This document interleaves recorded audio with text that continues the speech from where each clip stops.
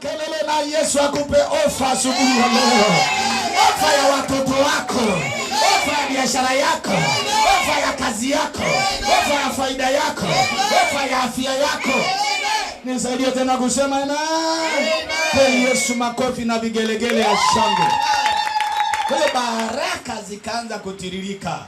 Na Mungu akubariki katika jina la Yesu. Amen. Kwa hiyo kufunga uzazi wa kiroho si ufungi, ni kusitisha tu kwa ajili mpate nguvu. Wanaume wakianza kuchepuka hapa, wanaume wakianza kuinuka hapa, hayo matawi tunayawasha.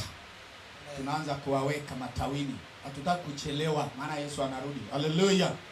Basi na wewe kama una ushuhuda wako ojemeni, ushuhuda wako na uomba.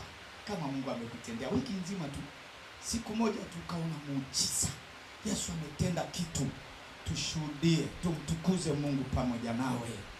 Nani ana ushuhuda? Peni mike. Bwana Yesu asifiwe. Amen. Bwana asifiwe sana. Amina. Mimi kipekee namshukuru Mungu kwa sababu amekuwa pamoja nasi. Ndio. Kazi ya Mungu inasonga mbele. Amina. Tunafurahia wokovu wa Bwana. Jumapili iliyopita nafikiri ilikuwa Jumapili ya mwisho wa mwezi wa Jumapili ya pili kutoka mwisho wa mwezi wa tatu. Nilisafiri kwenda huko Gongo la Mboto. Ndio. Kuna ndugu yangu huko, mtoto wa baba mkubwa.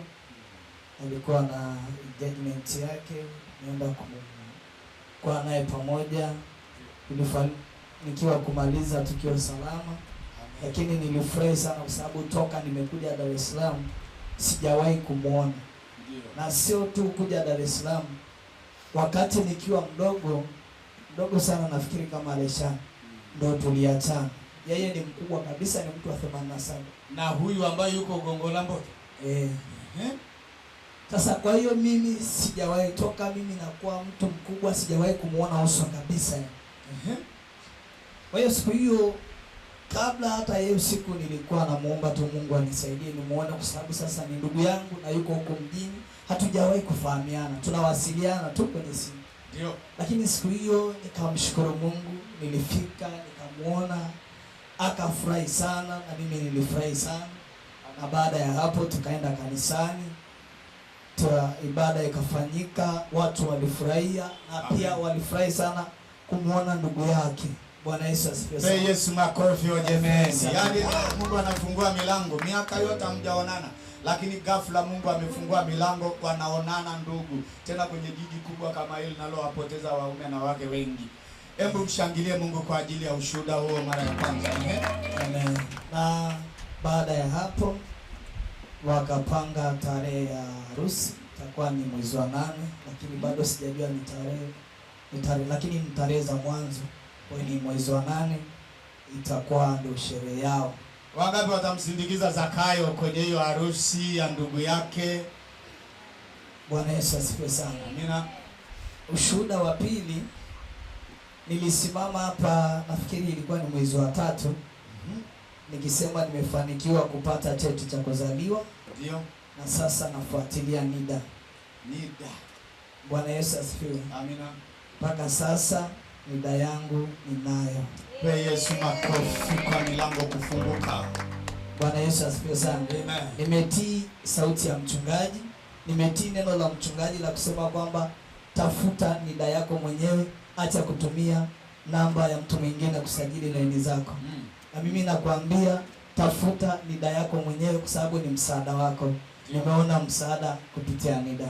Asante. Hey, Yesu makofi. Sijasikia vigelegele kwa wamama. Haleluya. Na sio hiyo tu kusema hivyo, ni kosa la jinai kutumia majina ya mtu mwingine, hata ya mume wako, mke wako, mtoto wako, bibi yako, babu yako. Tumia majina yako mwenyewe. Kwa hiyo hiyo ni muhimu sana kwako wewe mwenyewe. Ni haki yako iliyowekwa na Jamhuri ya Muungano wa Tanzania. Tafuta haki zako zote. Na ukitaka pia katika Jerusalem kutusindikiza kwenda nje.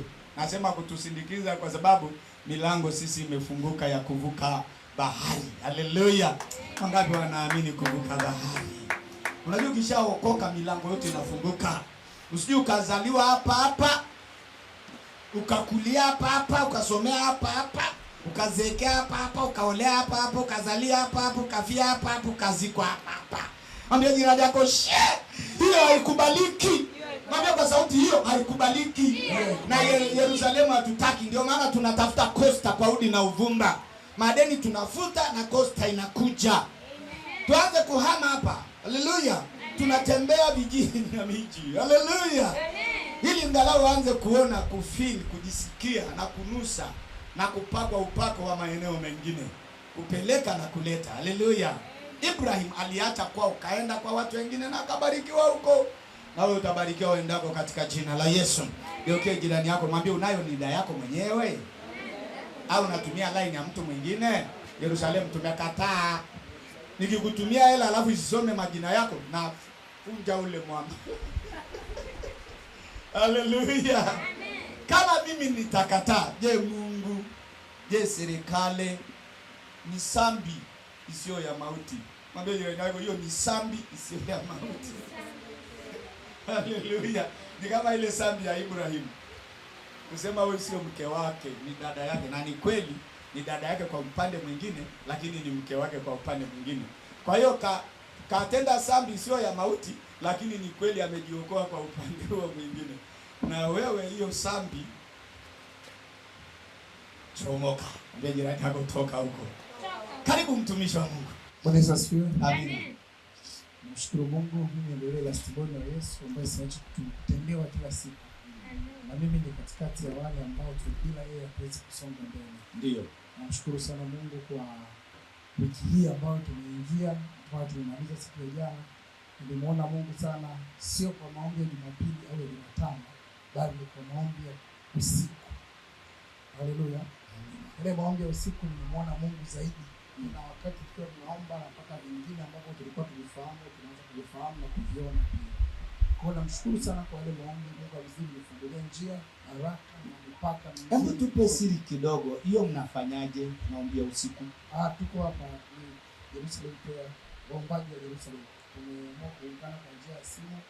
Tunapigana simu watatu, wanaunganisha wengine watatu, tunaunganisha. Simu ya kawaida au WhatsApp? Simu ya kawaida kabisa. Okay.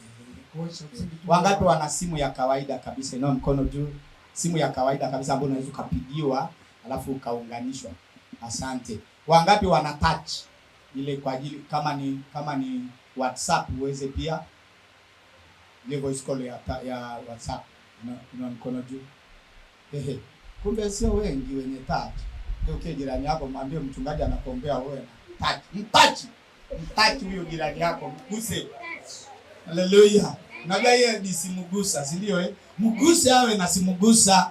Ili tukisema tuonane, tunaonana. Sema tu voice call, tuna voice call. Alafu tunaomba pamoja. Haleluya.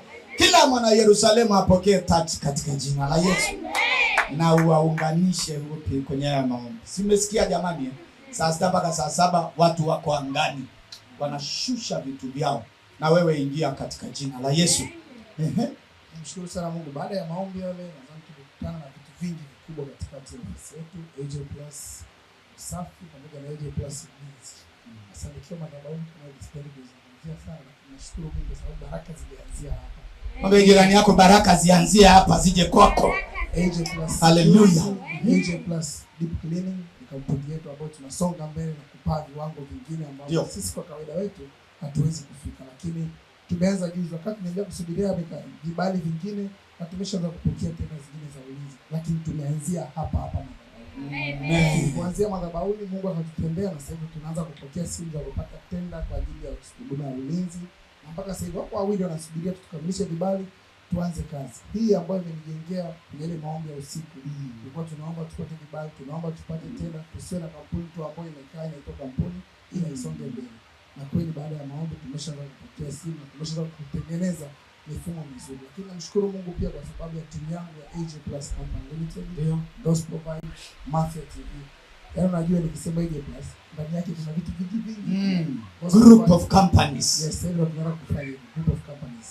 AJ Plus Company ina Mafia TV, ina Gospel Vibe ambao ndio tunameka na wengine, ina AJ Plus Visual Lab masuala ya picha, lakini pia tunashughulika kwa ujumla masuala ya film, pia tunafanya matangazo mbalimbali Na juzi kushinda jana Bwana ametupa wengine wapya kwa ajili ya masuala ya network, masuala ya mitandao kwa ujumla. Kwa hiyo namshukuru sana Mungu kwa sababu anazidi kutufanya tuongezeke.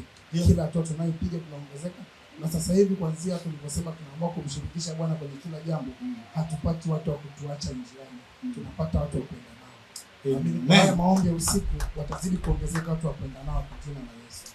Pe Yesu makofi na vigelegele ya shangwe. Hayo mwambie jirani yako hatua kwa hatua ufanikiwe. Mwambie tena kwa sauti hatua kwa hatua ufanikiwe. Haleluya. Amen. Karibu mama. Amina. Amen. Mimi napenda kumshukuru Mungu kwa sababu wiki hii iliyopita ambayo ndio inaisha niliugua sana. Yaani niliumwa kiasi cha kuwa mimi mwenyewe nikawa nasema nini hiki. Nilifikia siku nzima hata nilikuwa siwezi kufanya chochote, kugeuza shingo. Yaani hivyo. Nilikuja kupelekwa hospitali, nikapimwa, nikapewa majibu, typhoid. Yaani vitu ni vingi. Kwa hiyo nikarudi nyumbani, nikaandikiwa sindano za masaa mpaka saa hizi nayo nikitoka naenda. Lakini nashukuru pia maombi ya usiku. Hayo maombi ya usiku yamenisaidia, nimeombewa na watumishi wa Mungu na mpaka hapa nilipo ni ukuu wa Mungu maishani. Kwa Yesu makofi. Mwambie na jirani yako maombi ya usiku karibu. Pia naomba. Mwambie asikie maombi ya usiku karibu. Maombi ya usiku karibu. Amina. Namshukuru Mungu pia kwa kibali, maana yake sikudhani hata kama leo Jumapili ningeweza kuingia ibadani. Na nilipokuwa naumwa nilikuwa najisikia vibaya, nikipenga makamasi panatoka nyama za zinazotoka damu. So sikujua chochote. Nilivyorudi kwenye sindano nikamwambia dokta, mbona mimi hii hali inanitokea, alafu nimekuwa ni mtu ambaye napata mafua mara kwa mara. Walivyoniangalia wakaniambia nina nyama za pua, so natakiwa nifanyie operation. Kiukweli nimekataa operation, naombeni maombi yenu. Kataa katika jina la Yesu. Kwa sababu naamini sina nyama za pua. Mimi ni mtumishi wa Mungu anayesimama madhabahuni. Ndio. Namshukuru Mungu na washukuru waombaji wote wa Jerusalem. Namshukuru mume wangu Faraja pia amesimama na mimi mpaka hapa nilipofika. Amen. Pe Yesu makofi. Simama hapo mama. Funika macho. Sema Baba, kwa jina la Yesu tunakataa kwa pamoja nyama za puani. Tunakataa kisu, tunakataa mikasi na kila operation kwa jina la Yesu. Kila adui anakoandaa, kila anachotuma kufanya uharibifu kwenye mwili wa mjakazi wa Bwana, tunakataa kwa jina la Yesu. Tunakataa kwa jina la Yesu. Wewe nyama, toka ndani yake, toka ndani yake, toka ndani yake, toka ndani yake, toka ndani yake kwa jina la Yesu. Nyama ya pua, nyama ya pua, wajumbe wa ibilisi wanaotumwa kuharibu maisha haya, nasema ondoka, mpigwe kwa jina la Yesu. Natuma mwali wa moto kuwashambulia maadui wa maisha haya kwa jina la Yesu, kuwashambulia. Ondoka, achia mwana wa Mungu, achia kwa jina la Yesu. Toweka kwa jina la Yesu, toweka kwa jina la Yesu, toweka kwa jina la Yesu, toweka katika jina la Yesu. We mzima katika jina la Yesu, we mzima katika jina la Yesu, we mzima katika jina la Yesu, we mzima katika jina la Yesu, we mzima. Kila dalili yote ya homa na wajumbe wa ibilisi wanaotumwa kufanya mashambulizi katika mwili huu kwa jina la Yesu tunayaondoa kwa jina la Yesu Kristo. Uwe mzima na utembee kwa afya na ubarikiwe katika jina la Yesu. Kanisa lote tuseme amen. Amina. Amina. Jamani, naombeni huyo awe wa mwisho na Mungu atawabariki. Karibu mama. Amina. Wajua wiki hizi waga sipendani kufanya maombi sana. Kwa nini? Kwa jinsi mama. Wajua ninapenda oda sana za kutengeneza sambusa. Kwa hiyo napenda hivi sana. Okay, unatengeneza sambusa. Kuna kipindi kuna dada mmoja nilikutana naye. Tulikaa kwenye basi. Ana tumbo kubwa. Akaniambia naitwa nani? Nikamwambia naitwa Adija. Akasema naenda wapi? Nikamwambia naenda Gongo la Mboto, kuna mtu kaniambia mmoja kuna ishara ninamtengenezea. Akasema mimi nakupenda bure, naomba namba ya simu. Nikamwambia okay sawa. Nikampa namba ya simu, mimi nikaendelea na mambo yangu. Usiku wakati nimerudi na shangaa simu inaita. Akaniambia Adija, Mimi tumbo linaniuma. Nikamwambia tumbo linauma. Anambia si unapigia ndugu zako. Hebu kwanza usinisogee hicho nilale na nimechoka. Nikamwambia sawa. Mimi natamani ongea, nikamwambia mimi nimechoka, niache kwanza nipumzike. Kesho asubuhi nishtuka. Nikamwambia sawa. Basi kesho asubuhi ilipofika yule mdada akanishtua. Akaniambia bibi mambo, nikamwambia poa. Nimeamkaje? Nikamwambia salama vipi? Nikamwambia poa. Akaniambia tumbo linaniuma na hizi sijui ni mchungu, sijui nini. Nikamwambia kwani siku zako za kujifungua zimefika? Akaniambia ndio. Nikamwambia hivi sawa. Akaniambia vipi na swali kanisa gani? Nikamwambia mimi na swali kanisa gani. Akaniambia mimi naendaga kwa mamposa, hapa nina mafuta na maji. Nikamwambia unatumia mafuta na maji, kwa hiyo ndani yako unapenda kutumia mafuta ya maji? Akaniambia ndio. Nikamwambia sawa, kama tumbo linauma basi upaka hayo mafuta na maji yatakuponya. Akaniambia sawa. Akapaka. Akaniambia naona bado linaniuma sana. Nikamwambia basi wewe pelekwa hospitali, alafu mimi nitakuja. Ndio. Akaniambia sawa. Basi wakampeleka mpaka hospitali. Kufika wakamwambia hivi, mbona kama una dalili ya kujifungua lakini njia kama hazifunguki? Akasema subiri nipeke mafuta. Akapaka mafuta ya mampo. Basi akakaa akasema naomba basi mnitie, kuna namba hapo nimesave Hadija, naomba mnitie aje. Akasema wewe Hadija nani na sio? Akasema tu ni rafiki tu nimekutana naye. Basi mimi nikapigia simu niende kule hospitali Mwananyamala. Ikabidi mimi niende, nikasema jamani watu wengine na budget. Ikabidi niende mpaka Mwananyamala. Kufika mimi nikakaa, akasema wanasema eti njia zifunguki na mtoto sijui. Wakasema sawa. Basi nikakaa pale, nikasema nimeacha maombi, sijui nianze kuomba. Nikaanza kuomba, yule nani akani, yule daktari akaniita. Akasema mgonjwa anasema anataka Hadija. Basi mimi nikaingia mpaka kule.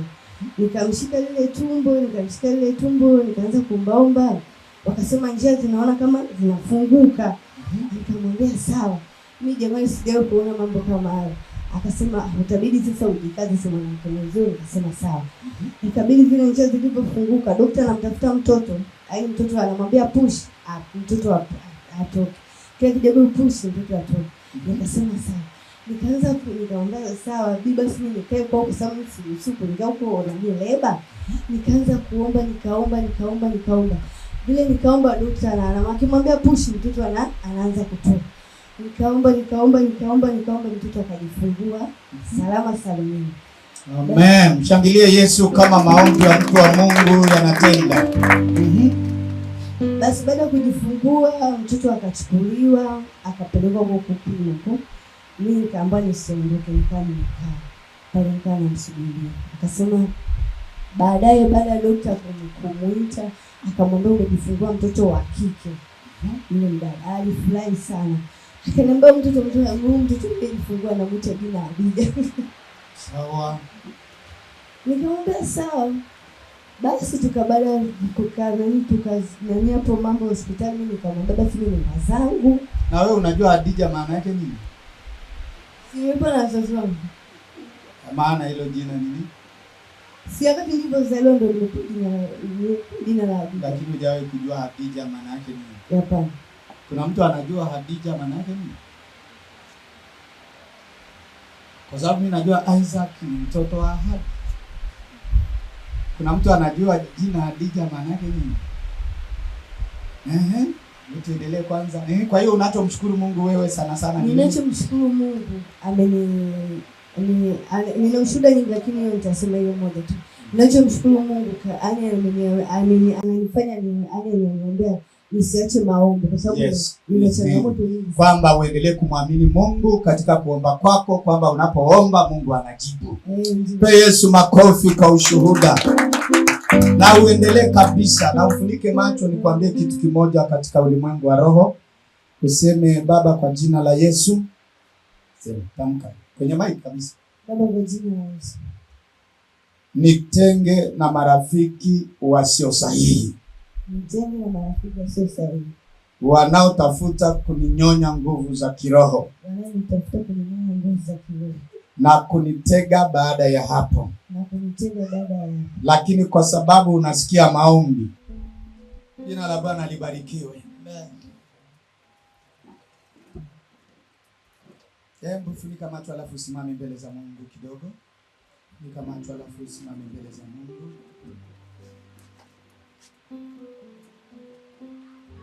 Alafu unainua mikono juu, unaimba wimbo huu tu kifupi.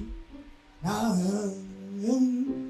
kuinulia macho yangu na kuinulia juu Baba, na kuinulia macho yangu na kuinulia juu zaidi Baba, na kuinulia mikono yako juu mbele za Mungu, kuinulia juu nibariki Baba, na kuinulia macho yangu na kuinulia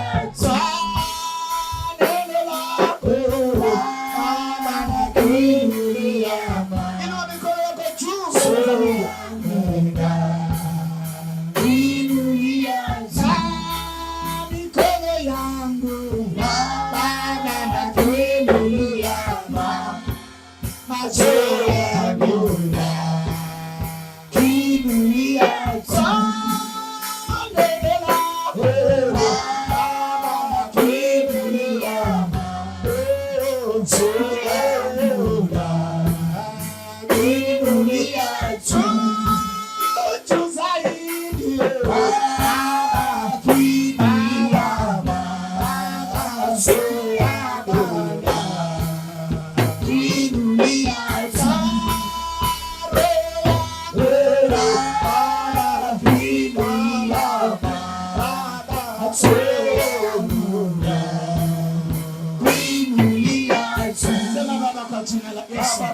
Sema na moyo wangu, sema na roho yangu, nifundishe, nijalie kukufahamu uwezo wako, nikaupokee na nguvu katika Kristo Yesu.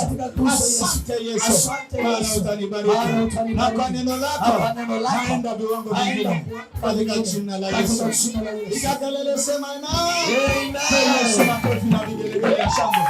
Haleluya. Basi kwa kifupi nitazungumza juu ya tabia ya wateule. Nafungua kitabu cha Wakorinto wa kwanza 15:33. Wakorinto wa kwanza mlango wa 15 mstari wa 33. Anza na hilo andiko hapo, tusikie ushauri wa mtumishi wa Mungu Paulo juu ya kanisa la Wakorinto. Kama nitakavyokushauri kwa maneno mafupi, tuingie kwenye maombi katika kanisa la Jerusalem. Haleluya. Amen. Wakorinto wa kwanza. Soma chap. Mlango wa 15 mstari wa 33. Kitabu cha Wakorinto wa kwanza mlango wa 15 mstari wa 33. Ndio. Nitasoma kwa jina la Yesu. Ndio. Msidanganyike. Mwambie jirani yako usidanganyike. Usidanganyike. Mtu yote asikudanganye. Awe mwalimu, awe mchungaji, awe nabii, awe kuhani, awe kiongozi, awe msomi, awe tajiri, na kushauri usidanganywe. Amen. Mazungumzo mabaya huharibu tabia. Maana mazungumzo, maneno mabaya inaharibu tabia ya mtu mzuri. Jina la Bwana libarikiwe. Amen. Ukienda kijiweni, mahali ambapo wanakaa vijana vijiweni, kuna maneno ya kijiweni. Wangapi wanaifahamu hiyo maneno ya kijiweni? Kuna mavazi ya kijiweni, kuna mtindo wa kijiweni, kuna sauti za kijiweni, kuna mipango ya kijiweni, kuna malengo ya kijiweni. Sasa hiyo tabia inaharibu tabia njema ya mteule. Nisaidie kusema amen. Amen. Jirani yako jiepushe nayo. Kuna mjakazi wa Bwana mmoja amefundisha hapa akasema juu ya kiburi. Sasa vitu kama hivyo ndio huwa vinambadilisha mtu. Niko naelekea mbinguni kwa amani, kwa furaha, kwa wema, kwa sadaka, kwa maombi, baraka, lakini ghafla unageuzwa na hizo tabia, maneno, matendo na chochote ambacho hakitokani na Mungu, ambacho Biblia inasema hakitokani na haki ya Mungu. Hiyo ni dhambi. Sasa tabia ya mteule, jiepushe na maneno mabaya, itaharibu tabia yako njema. Nisaidie kusema amen. Amen. Tabia ya mteule ni kama vazi fulani la kondoo ambao ukishavaa linakujulisha au linakutambulisha katikati ya makusanyiko, ndani ya watu wote, ya kwamba wewe ni mtumishi wa Mungu. Mgeukie jirani yako, muangalie anaonekanaje. Amevaa vazi la kondoo kweli au ni mbuzi humu ndani? Hebu muulize, mwambie wewe ni kondoo kweli au mbuzi? Kama mbuzi mkitembea naye, ukikuta mchongoma haina tunda ya kuliwa na ina miba na majani yake hayaliwi, lakini mbuzi atainua tu miguu. Mbona mnacheka? Lakini kondoo huinama hapo chini kuendelea kusujudu, kuendelea kuabudu, kuendelea kumwabudu Mungu. Na chochote atakachoona pale chini lazima anuse kwanza kabla ya kula.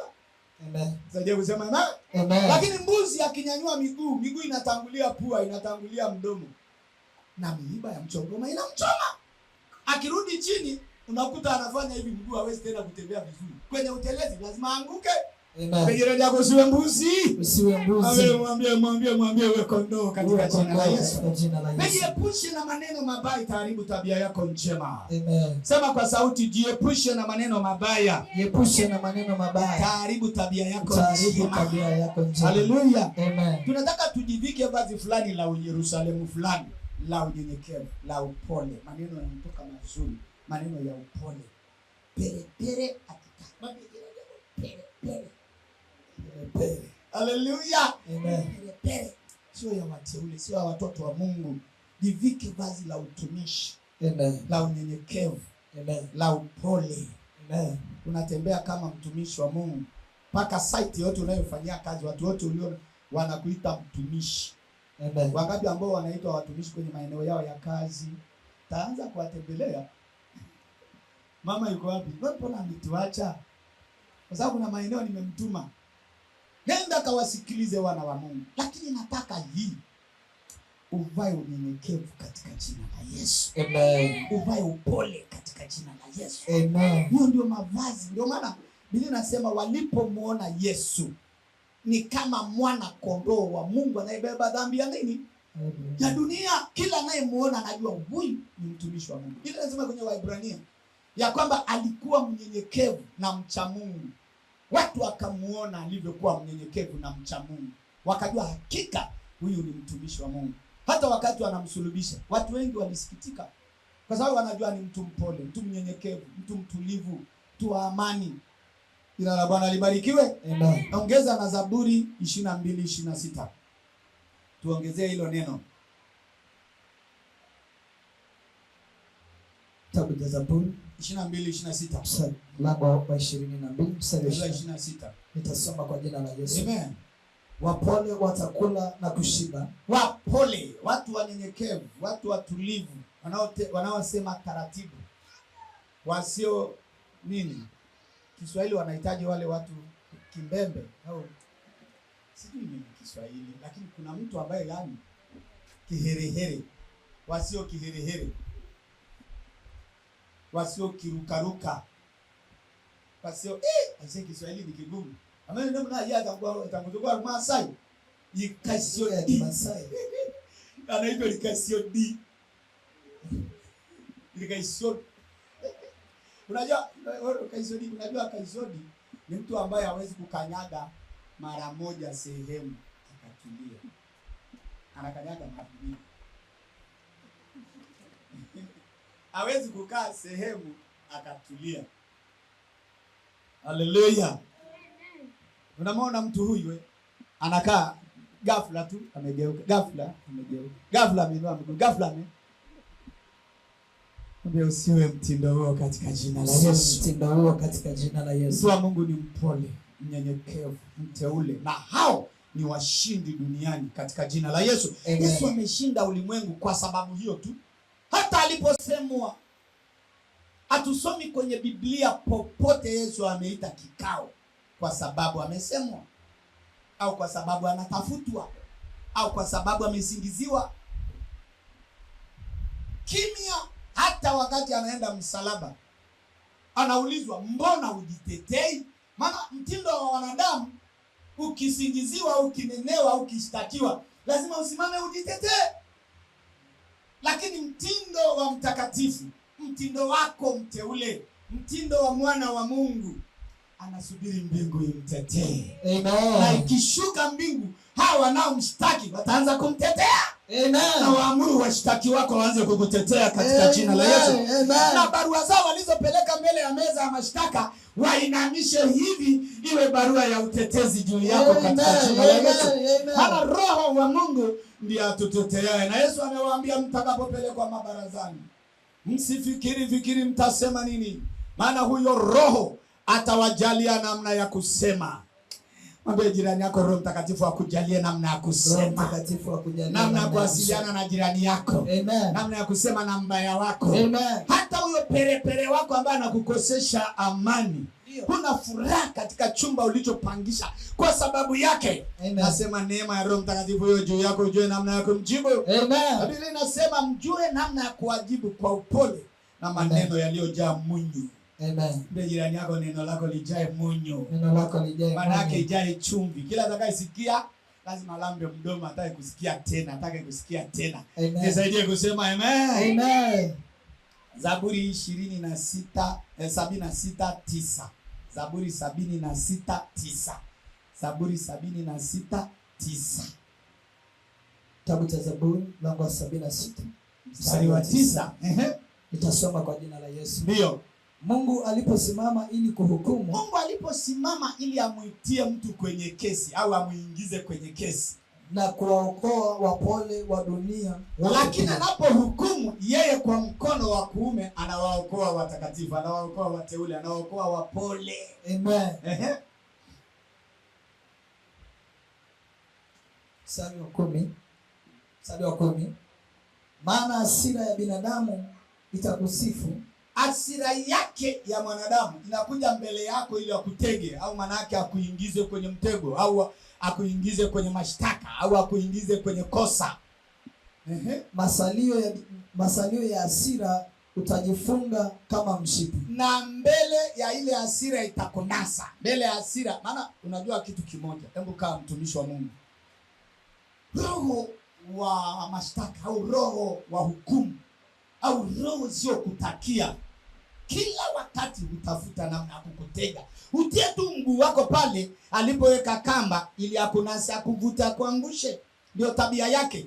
Lakini mkono wa Mungu huwaokoa wateule. Anapoweka kamba, unapokanyaga ile, unainua mguu wako, badala ile kamba kubana kwenye mguu wako uvutwe uanguke, mkono wa Mungu unachomoa ile kamba. Jirani yako anavuta hewa, anavuta utupu, anavuta kitu hamna, anavuta chochote ambacho, anavuta masako, anavuta takataka, anavuta matope, anavuta kisiki, anavuta jiwe. Na wewe unaokoka na mtego wa mwindaji katika jina la Yesu. Sijasikia na wewe unapona na mtego wa mwindaji katika jina la Yesu. Amen. Kwa hiyo jaa upole, maana Mwokozi anaweka mkono wake kwa wapole ili awaokoe na mitego yao wa kutegao. Katika jina la Yesu hawatakunasa. Mathayo 10:16. Mathayo 10:16. Mathayo 10:16. Kitabu cha Mathayo mlango wa 10 mstari wa 16. Ndio, nitasoma kwa jina la Yesu. Ndio.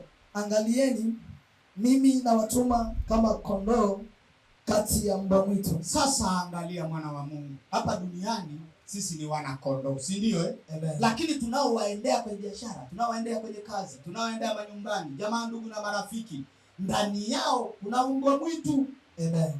Wasiohurumia watoto, wasiokuhurumia, wasio na upendo, wasiobeba kama wewe ubebavyo. Lakini umetumwa uende katikati yao. Basi iweni na busara kama nyoka, lakini vaeni sasa ile ubusara. Unajua nyoka kila akitaka kwenda lazima alaze kichwa chake chini, ambaye hiyo ndio busara yake. Maana anajua akiinua kila mtu atamuona, analaza kichwa chake. Hiyo ndio busara ya nyoka. Maana yake mwana kondoo anainama chini, wakati wakikushtaki inama chini, wakikutafuta inama chini, wakikusema inama chini. Amba taratibu kama asiyejua lakini anajua. Amen. Kama nyoka lakini mwana kondoo wa Mungu. Amen. Ehe. Na kuwa watu wapole kama huwa. Wapole kama njiwa. Unajua njiwa wakati akifungua mabawa yake ni wakati anataka kuruka au wakati anataka kukumuta kuondoa majimaji kwenye mbawa zake. Lakini huwezi kukuta njiwa anahangaika na kitu chochote. Akishatua kwenye mti kunja mabawa yake, yuko kimya. Kitu atakachofanya ni jicho lake tu kufungua huku na huku kuangalia nyoka anapitia wapi asimnase kwenye matawi ya mti. Ndivyo alivyo mteule. Hangaiki kutuliza macho yake ya rohoni na macho ya mwilini. Waangalia riziki yake inatoka wapi, waangalia faida yake yuko wapi duniani, waangalia maombi na dua zake anazipeleka wapi, waangalia Mungu wake anatokea njia gani. Iwe ni usiku wakati wa maombi yake, kutuliza moyo wake utulia kama njiwa, na upole wake inamletea faida yake mwenyewe katika jina la Yesu. Geukia jirani yako mwambie mpole kama njiwa. Pole kama njiwa. Mwambie nyenyekea kama Yesu alivyomnyenyekea. Kama Yesu alivyomnyenyekea. Haleluya. Amen. Tumalizie na Wathesalonike mlango wa Wathesalonike wa kwanza mlango wa pili, soma mstari wa 6 na mstari wa 7, alafu tuingie kwenye maombi. Wakati anafungua, mgeukie jirani yako mwambie hizo ndio tabia za mtakatifu. Mwambie hizo ndio tabia za mteule. Hizo ndio tabia za mteule. Mwambie tembea katika hiyo, tutakutana mbinguni. Tutakutana mbinguni. Maana hakuna kizuizi. Hakuna kizuizi. Yesu amekwisha tengeneza njia. Na wewe tupite pamoja. Wala usiwe na mashaka. Wala usiogope mbwa mwitu. Hata wakiwepo sokoni, hata wakiwepo njiani, hata kwenye biashara yako. Usiogope mbwa mwitu. Uwe mpole tu kama njiwa. Utapenya katikati yao. Utatokeza ng'ambo ya pili.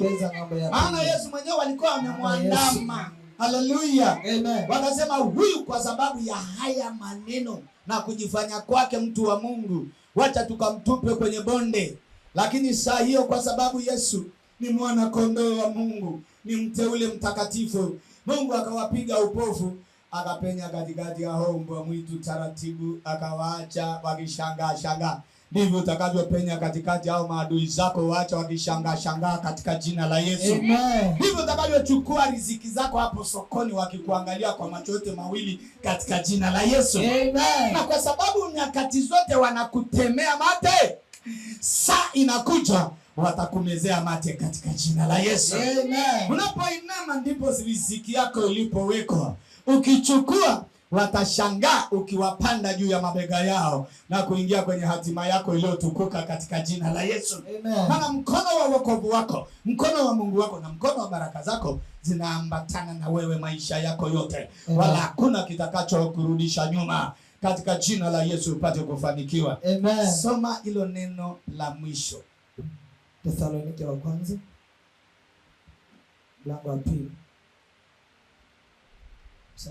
wa 6 na 7. Thesalonike wa kwanza mlango wa 2 mstari wa 6 na wa 7. Ndio. Utasoma kwa jina la Yesu. Ndio. Na sasa mstari wa 6 na 7. Wa Thesalonike wa kwanza mlango wa 2 mstari wa 6 na mstari wa 7. Thesalonike wa kwanza mlango wa 2 mstari wa 6 na wa 7. na wa 7. Ndio. Utasoma, hatukutafuta utukufu kwa wanadamu. Hatujasimama mbele ya wanadamu kutafuta utukufu, wala kwenu wala kwa wengine, wala kwa kanisa, wala kwa mtu yeyote, wala kwa yeyote. Tulipokuwa tukiweza kuwalemea kama mitume wa Kristo. Hata kama tulikuwa na haki ya kuwaelemea kama mitume wengine wanavyowaelemea makanisa, bali tulikuwa wapole, lakini sisi tumeamua kujivika upole katikati yenu, kama vile mlezi awatunzavyo watoto wake mwenyewe. Mama anavyowatunza watoto wake kwa unyenyekevu na kwa upendo. Haleluya. Amen. Unajua katikati ya dunia kila mtu huaga anapambana apate riziki, si ndio eh? Na mtu akishaona wanaume na wanawake wamekuja hapa kanisani, anapanga namna ya kuwatafuna kondoo wala kondoo. Lakini Paulo alisema kitu cha ajabu kwako wewe na kwako mimi, ya kwamba atukutafuta utukufu kwao, kuwaelemea. Jina Bwana libarikiwe. Tunachotafuta hapa ni utumishi. Mwambie jirani yako utumishi. Kama walivyofanya manabii wa kweli, kama walivyofanya mitume wa kweli, kadhalika na wewe fanya hivyo hivyo kwa upole. Waendee ndugu zako, waendee jamaa zako, waendee watumishi wako, waendee washirika wako, waendee ndugu zako, waendee wana wa Yerusalemu kwa upole, tukimtukuza Mungu kwa utumishi huu wa ajabu. Jina la Bwana libarikiwe. Maana tumebebeshwa mabega na Yesu mwenyewe amesema nira yake ni laini na mzigo ni mwepesi. Hatutashindwa kubeba injili hata kama tuko wachache, hata kama hatuna wafanyabiashara wakubwa, hata kama vijana tulionao ni wadogo, hata kama wamama ni wajane, hata kama ni maskini waonekanavyo katika uso wa wanadamu, lakini mbele za Mungu wa thamani, na baraka za Mungu zitaambatana na kila mmoja wao. Hatutashindwa chochote, hata mlima usimame kiasi gani. Maana Yesu amesema tukiwa na imani tunaweza kuamuru hata huo mlima ung'oke mbele yetu na utupe baharini. Nisaidie kusema amen. Ndio jirani yako mwambie usiogope. Usiogope. Mwambie uwe mpole tu. Hata mlima usimame kiasi gani mbele yako. Hata mtu wa mzabibu unapotoweka na kuletwa mbele yako mtu wa mchongoma ulio tayari kukuangukia na miiba yake, lakini Yesu alisema utaamuru huo mtu ng'olewe na utupe baharini. Nisaidie kusema amen. Uliza jirani yako, sasa unaogopa nini? Sasa unaogopa nini? Tumepewa amri. Si ndio amesema kwenye Luka 19:19, nimewapa amri. Kukanyaga nini? Sema nyoka. Kukanyaga nini tena? Sema inge. Na nguvu za nani? Nguvu za yule adui. Wala hakuna kitakachotudhuru kabisa. Amen. Hakuna magonjwa yatakayotudhuru. Amen. Hakuna kifo kitakachotudhuru. Amen. Hakuna laana itakayotupata. Amen. Hakuna mauti itakayotupata. Hakuna magonjwa yatakayotusumbua. Amen. Iwe nyama ya pua, iwe nyama ya mkono. Amen. Nisaidie kusema amen. Amen. Iwe vidonda vya tumbo, iwe vidonda vya kucha. Amen. Mwambie jirani yako iwe vidonda vya tumbo, iwe vya kucha. Akitatudhuru kabisa. Amen. Piga kelele, sema amen. Amen. Hata kama unaona ni mlima mbele yako, wewe inama tu kama kogota. Utashangaa unalitifu hilo mlima, unatokeza ng'ambo ya pili. Simama mbele za Mungu. Haleluya. Najua nimenena nawe kama mteule mwana wa Mungu. Sasa nakuingiza kwenye neno la imani yako. Utoke ukiwa wembe, utoke ukiwa mshale mkononi mwa shujaa. Utakayetumwa katikati ya ndugu zako. Waletee mawindo. Mungu amekuchagua wewe kufahamu maneno haya. Watu wanaokutesa lazima wateseke. Watu wanaokuandama lazima waandamwe. Na kwa mkono wenye nguvu lazima wapigwe. Ukae salama katika maisha yako yote. Hao mbwa mtu wote unaopita katikati yao, midomo yao ifungwe katika jina la Yesu. Danieli alisimama katikati ya simba, lakini wale simba wote walifunikwa macho yao. Walifunikwa midomo yao. Wasione Danieli ni nyama na wasipanue midomo yao kumng'ata mtumishi wa Mungu. Nakwambia hayo majaribu kama simba yamepigwa upofu mbele yako. Na midomo yako kung'ata imefumbwa. Mpaka utakapotoka salama kuingia mbinguni. Sema Baba, katika jina la Yesu, nasimama kama shujaa kwa ajili ya maisha yangu, kwa ajili ya watoto wangu, kwa ajili ya kazi yangu, kwa ajili ya miradi yangu, kwa ajili ya familia yangu, kwa ajili ya watoto wangu, kwa ajili ya wazazi wangu. Nasimama kama shujaa na kama Danieli katikati ya simba. Nimeinama kama mwana kondoo katikati ya mbwa mwitu. Napenya katikati yao, natokeza ng'ambo ya pili, natoka kwenye tanuru. Moto hautaniongoza, moto hautaniongoza, simba hawatanirarua, maadui hawatawachukua ndugu zangu katika jina la Yesu. Hawatachukua wajomba zangu, hawatachukua shangazi zangu, hawatachukua wazazi wangu, hawatachukua ndugu zangu.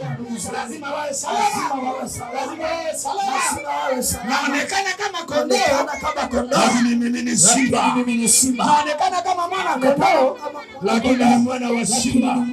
Na nikinguruma, katika jina la Yesu. Nikinguruma, shetani anaanguka. Nikinguruma, magonjwa yanatoweka. Nikinguruma, mapepo yanapagawa katika jina la Yesu.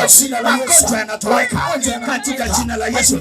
Mizimu inatoweka katika jina la Yesu. Maumivu yanaondoka katika jina la Yesu.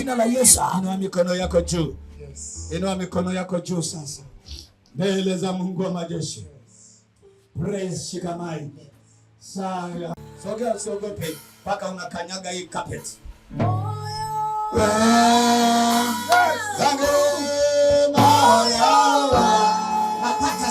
Nataka sauti. Praise.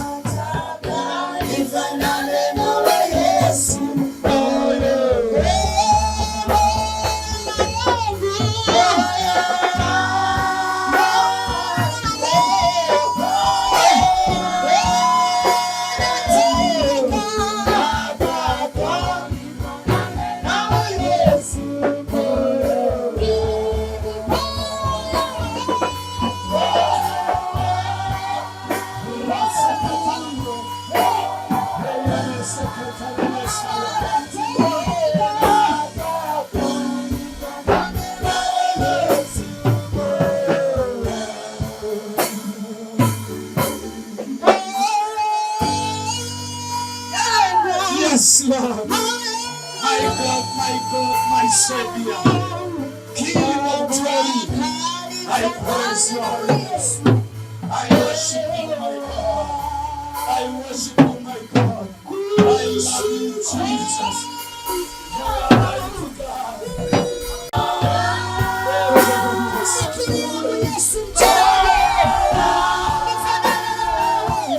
Mighty God.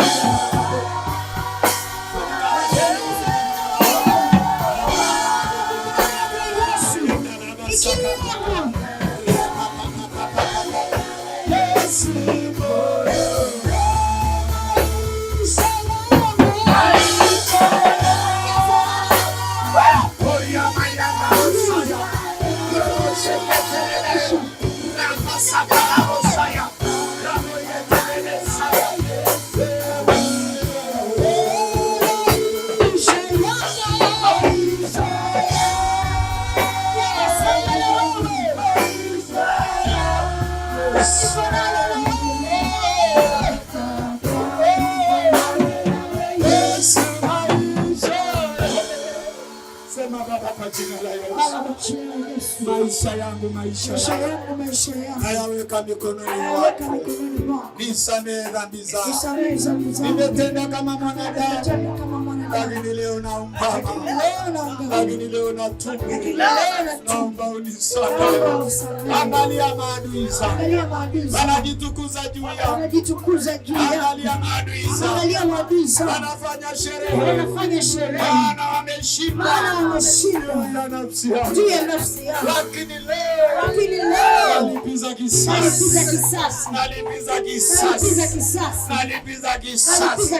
Popote waliponishika, popote waliponijeruhi, chochote walichoniibia, lazima nilipize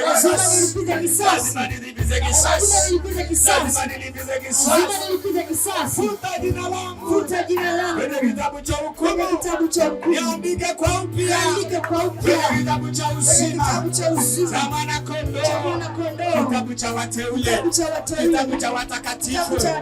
Nami ni mtakatifu, napolipiza kisasi ni kama mtakatifu, ni Mwana-Kondoo wa Mungu, ni mtumishi wa Mungu, ni kuhani kwa ajili ya Bwana. Maana imeandikwa, ninyi ni makuhani, uzao mteule, watoto wa Mungu. Na mimi leo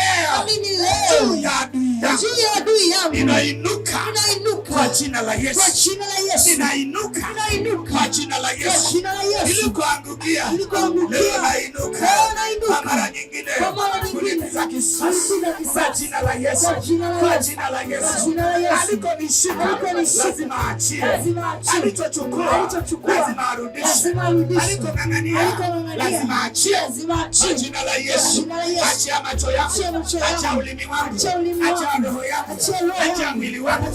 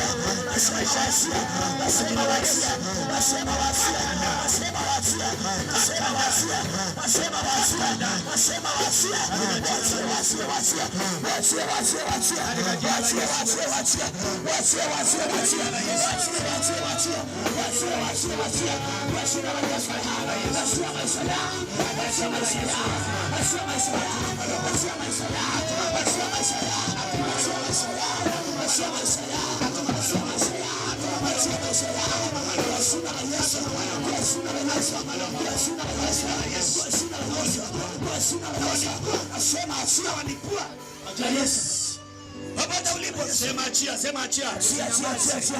Usinyamaze, usinyamaze kwa jina la Yesu. Mpaka atakapoachia, kwa jina la Yesu. Mpaka atakapoachia. Mwambie shetani achie. Achie mali yako, achie kazi yako, achie biashara yako, achie mafanikio yako, achie mali zako, achie biashara, achie kipato, achie nyota, achie nyota, achie nyota, achie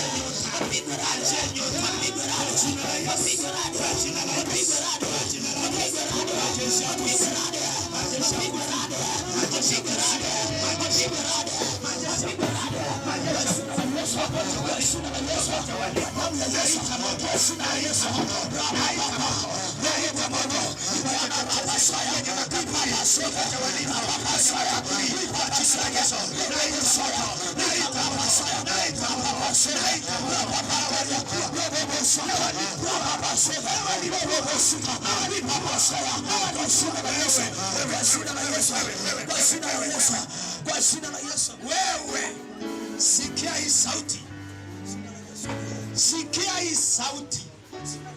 Bado unajificha ndani ya mtu huyu, bado unajificha ndani yake. Sikia hii sauti kutoka madhabahu ya Bwana. Radi kutafute, radi kutafute kwenye kaburi, kwenye kaburi la baba yako. Unaenda kukaa na unataja jina la Elizabeth, unamuita kaburini. Wewe utaenda kaburini, Elizabeth yapone kwa jina la Yesu, kwa jina la Yesu, kwa jina la Yesu. Wewe utaungua moto, ili wapone katika jina la Yesu Kristo. Naita moto, naita moto, naita moto. Tunayo kaburi, tunayo kaburi. Naita moto, naita moto, naita moto, naita moto. Roho ya mauti, roho ya kifo, kaburi, ya kaburi, ya kaburi, ya kaburi, ya kaburi, ya kaburi, ya kaburi. Fire! Fire! Fire! Ya kaburi, fire! Ya kaburi, ya kaburi, ya mauti. Ndio maisha haya. Ndio yake, ndio yake.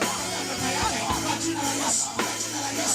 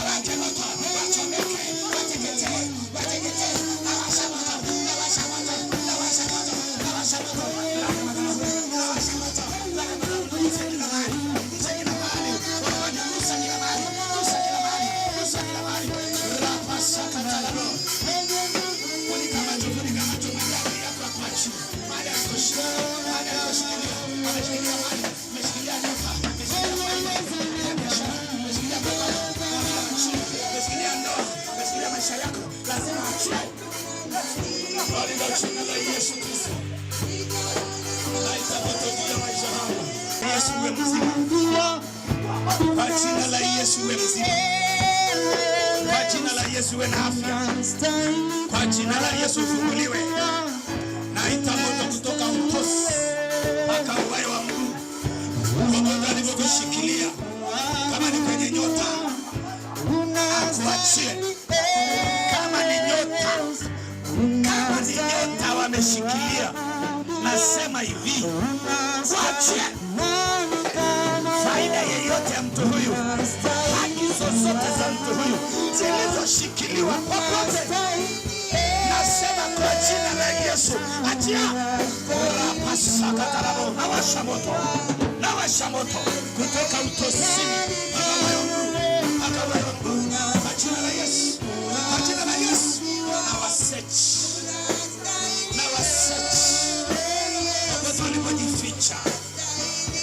popote walipojificha wakiiba nafsi yake, wanakuja usiku kuiba nafsi, wapigwe kwa jina la Yesu. Nasema achia roho yake, achia mwili wake, achia maisha yake, achia mipango yake, achia faida yake, achia biashara yake, achia nyota yake. Kwa jina la Yesu uwe mzima. Katika jina la Yesu uwe mzima.